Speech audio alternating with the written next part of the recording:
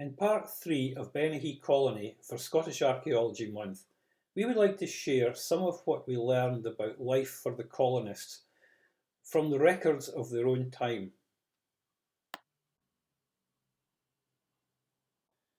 Collectively, the community as a whole would have been virtually self-sufficient, managing their small crofts to help eke out a livelihood.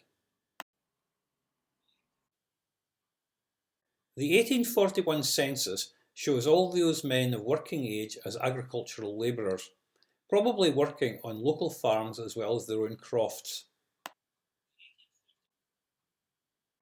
By the height of the colony era in 1851, the settlers' occupations had diversified, including stone dykers, labourers, farmers, general workers and a stonemason.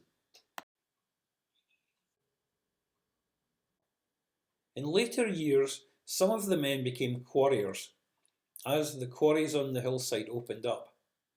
This quarry at Shepherd's Lodge may have been a commercial venture operated by the colonists.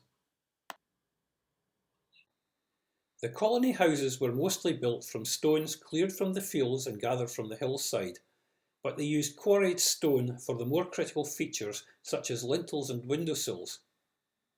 Quarried granite was also in demand for these critical parts for buildings in the wider area. Andrew Wainwright has estimated that the Shepherd's Lodge quarry could have supplied these for 7 or 8 farmhouses and their steadings.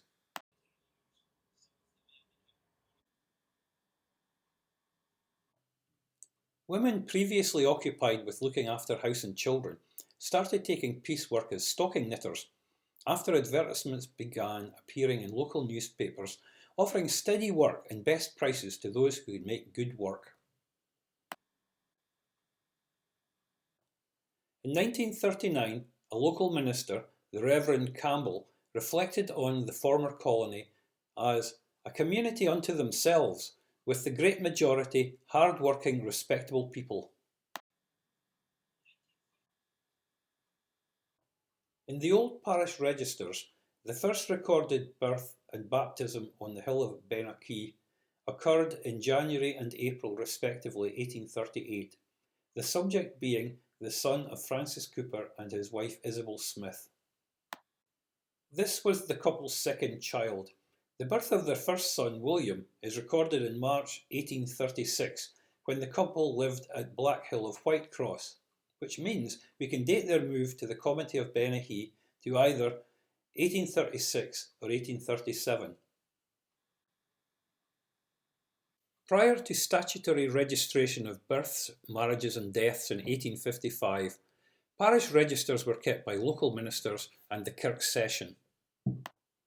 Written in 1840, the minister's account for Chapel of Geary in the New Statistical Account shows that these had been accurately but irregularly kept, with baptisms recorded since 1763 and marriages from 1817.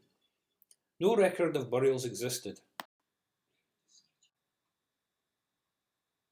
The first marriage on the hillside is more difficult to identify, as usually only the parish for each party was given in the parish register. If not the first, one of the earliest was probably that of James Mitchell and Sarah Littlejohn. Both in this parish were, after the regular publication of their banns, married on the 28th of October 1849.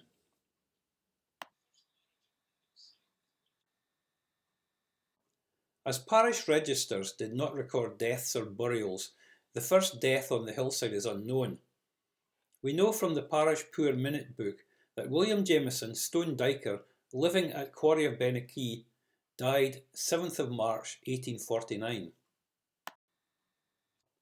The records show that a George Isaac organised the burial, and he had applied for an additional allowance over his fee of 10 shillings paid to him in respect of extra trouble incurred by him in carrying the coffin to his house, in consequence of the inclemency of the weather and the bad state of the roads. He received an additional payment of 2 6.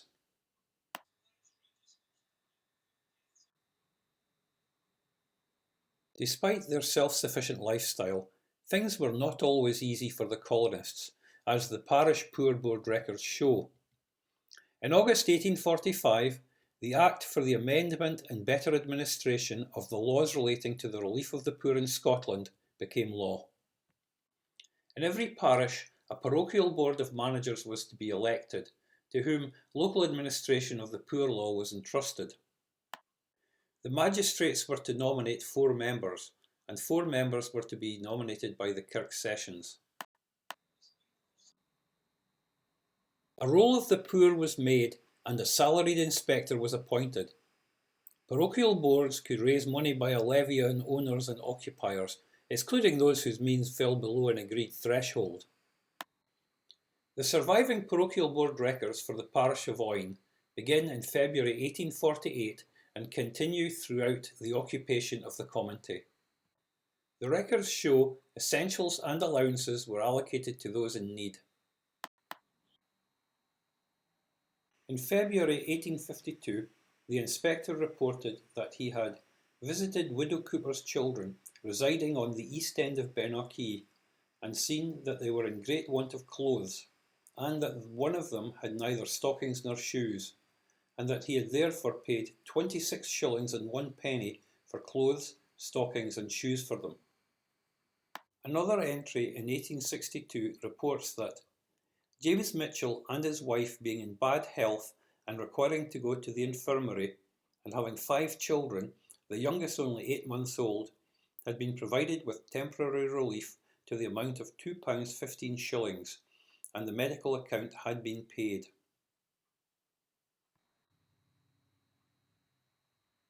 The colonists' food came from crops they could grow, or animals reared in their fields, and crucially, produce from their kailyards.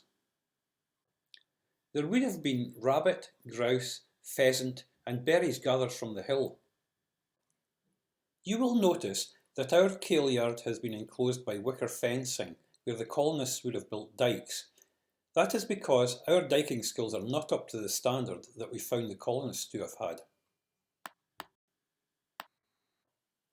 We know that they had beehives to ensure a plentiful supply of honey, and hens for eggs and chicken meat. Bartering would also have been possible. Dealers travelled the countryside, buying both honey and eggs in large quantities for selling at markets throughout Britain.